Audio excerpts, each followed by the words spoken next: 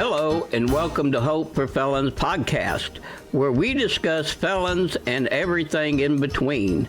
Your host for this show is Douglas Van Vliet. Welcome to the show, ladies and gentlemen.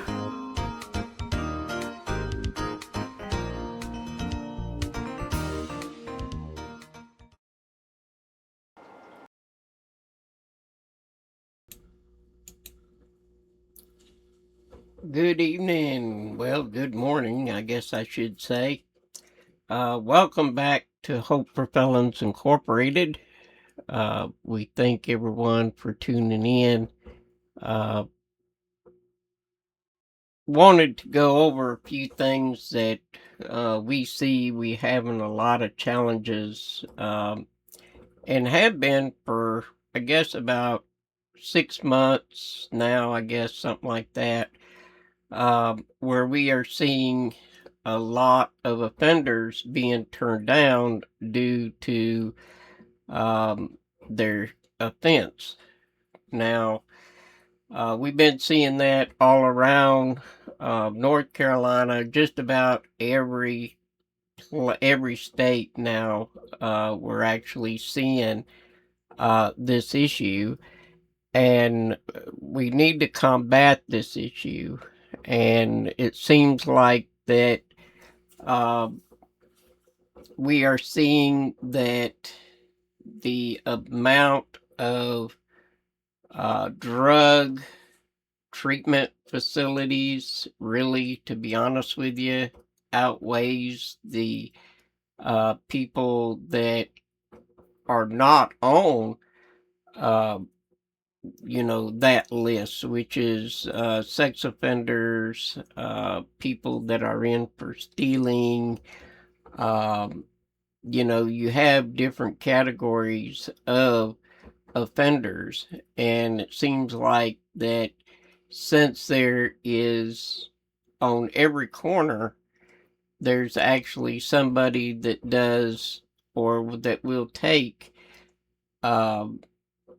drug offenders with substance abuse issues, but when it comes to a sex offender or anyone else, they just shun them. And,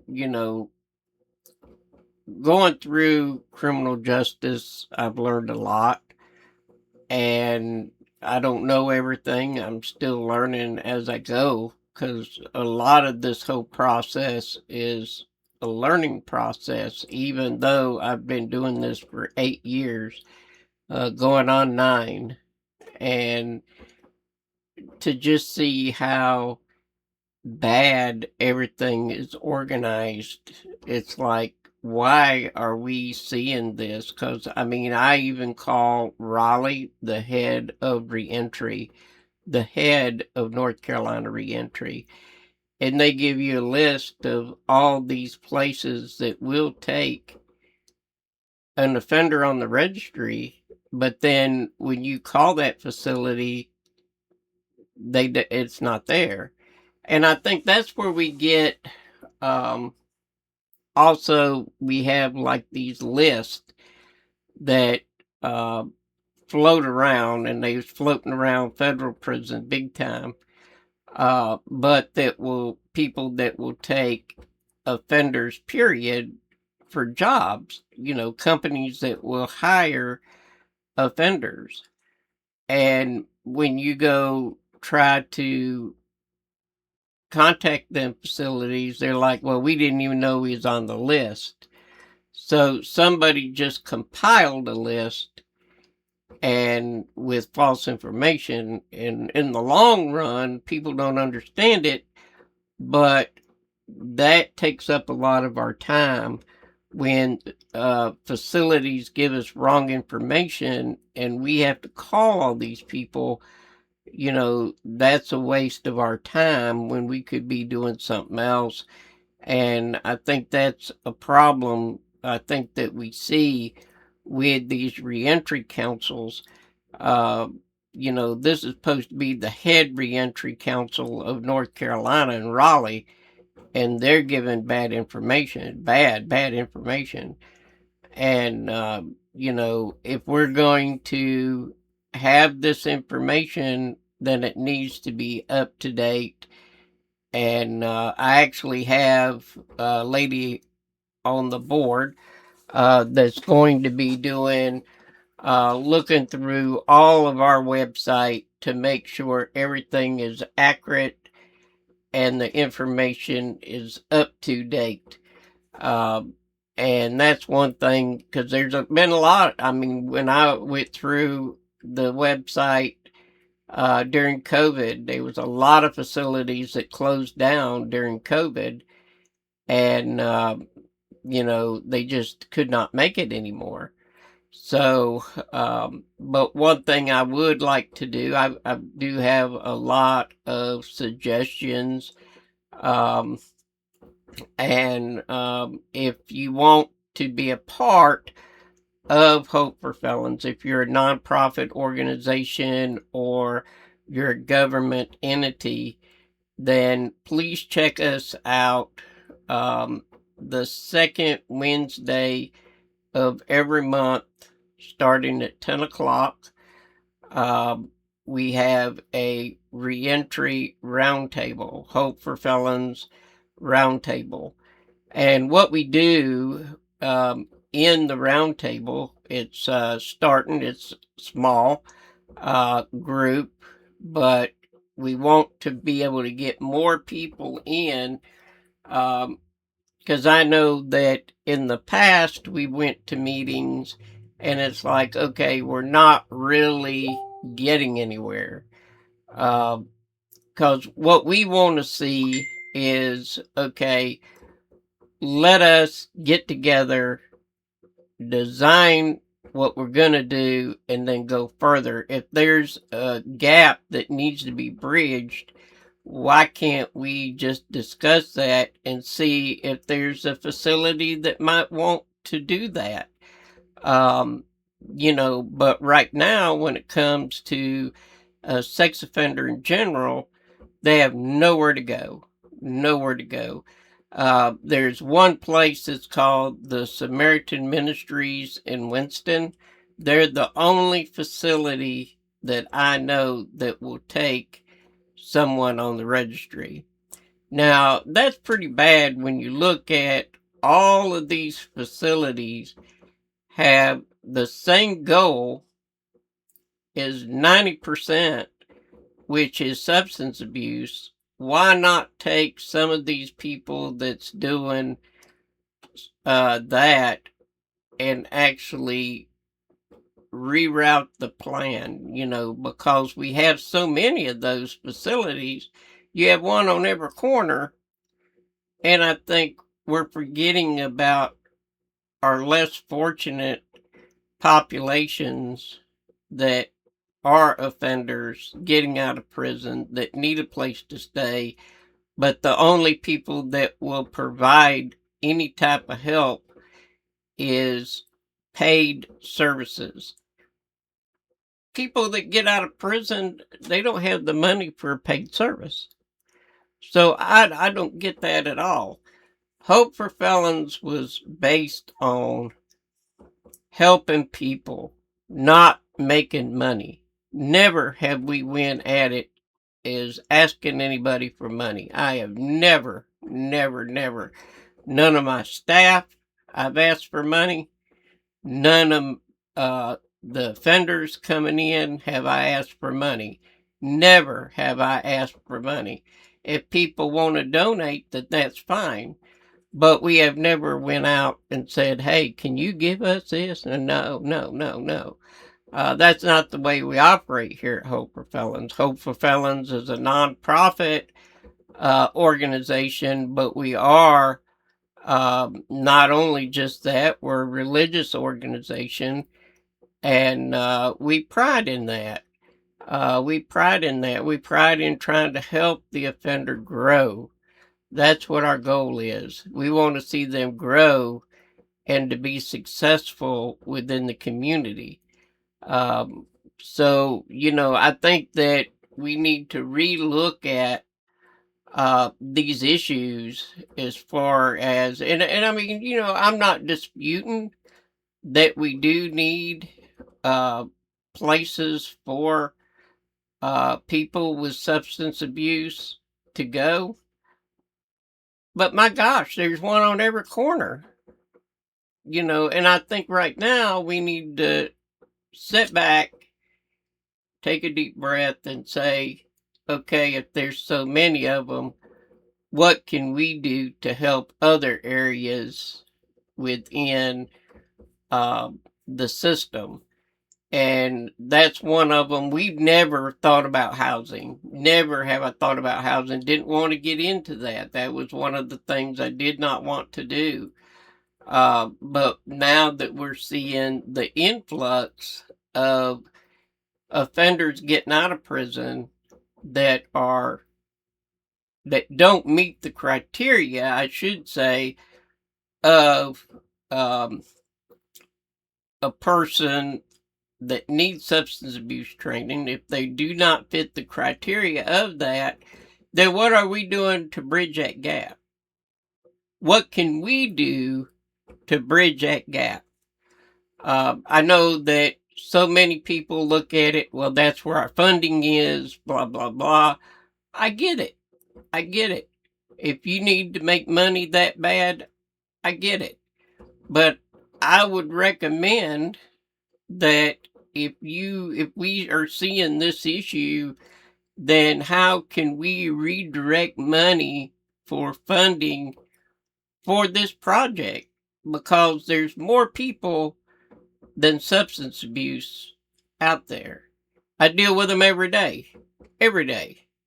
So I think it's time for us to step up and, come to these roundtable meetings. They're all done virtual, so you don't have to worry about, taking time off to go to a meeting. No, you can hop online and then hop off and do whatever you need to do.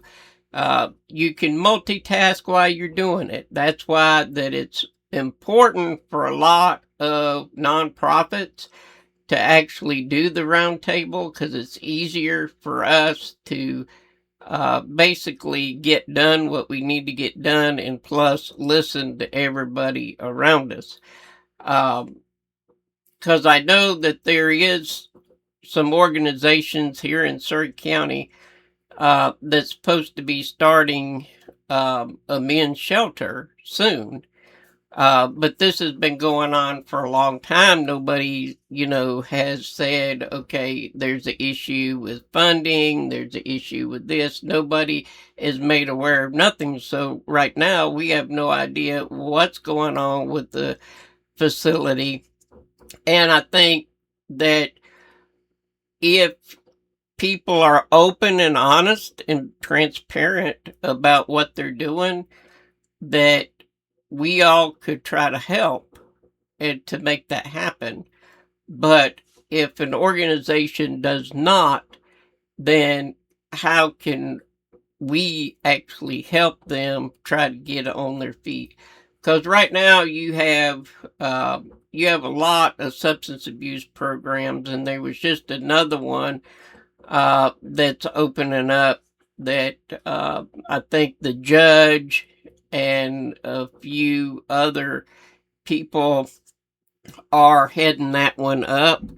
So that way, if you uh, go into court, then the court can suggest you to take that program and maybe not have to do as much time, or maybe no time. I think that's what the big thing is there. But when it comes, and it really upsets me, because, there's way more crimes than substance abuse. And I think that once we understand the people, that are needing help, if you go to that jail over there in Surrey County, you go to any jail, then you're going to have a high population of all individuals. You don't just have one type of people. See, we always have took everybody. I've never discriminated against a charge.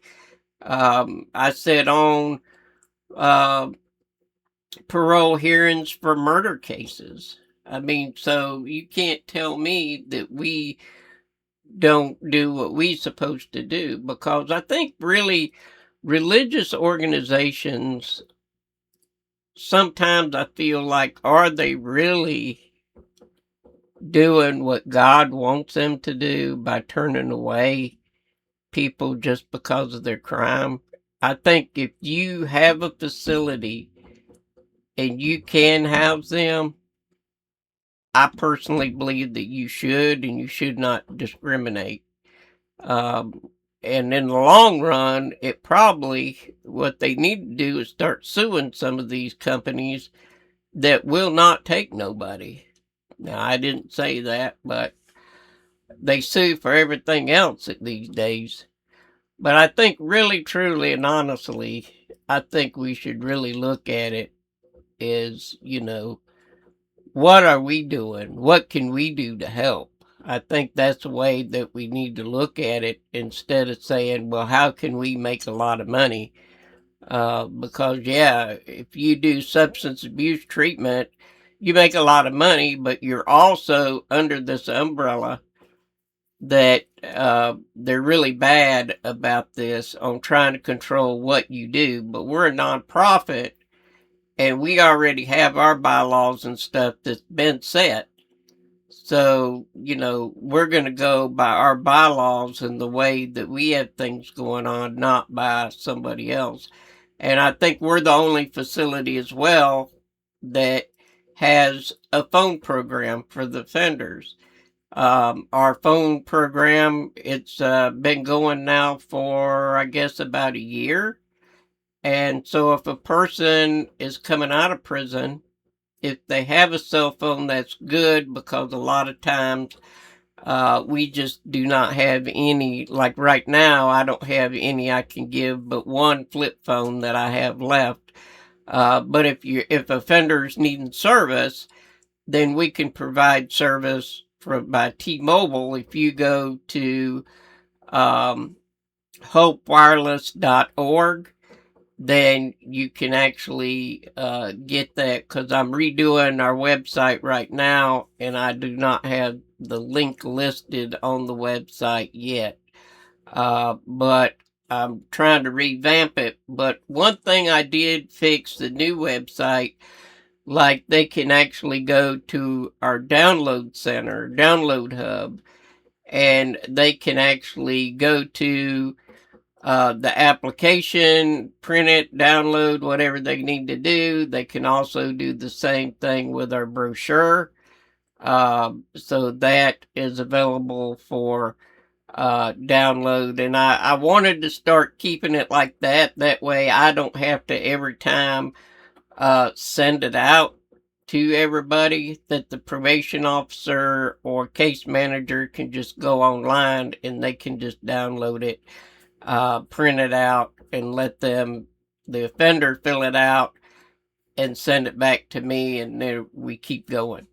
So that's how I want to do that. But yeah, I think that really we need to focus on bridging that gap, and think about it. I would definitely think about it if you are a nonprofit organization, or even if you're a government agency. I think that we need to look at um, how can we better serve the community. You can't tell me you're serving the community good if you just have one program. If that's all you do is one group of people, that don't get it with me. It just don't. It don't sit well with me at all. When you have all these people and they're calling me, and I have nowhere to put them, how is that fair at all? It's not fair at all. But if you're interested in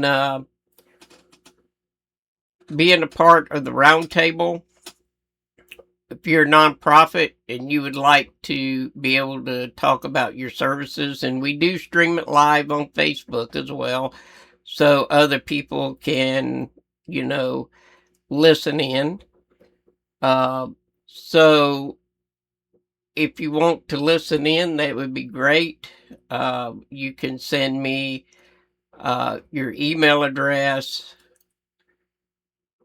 If you don't feel comfortable you can send it in Messenger and I will get it, or you can give me a call directly. Our business line for Hope for Felons is 984-480-4673. And there's extensions on there. You can go all the way through. You can listen to the programs that we got going on. A lot of stuff you can do right on the telephone.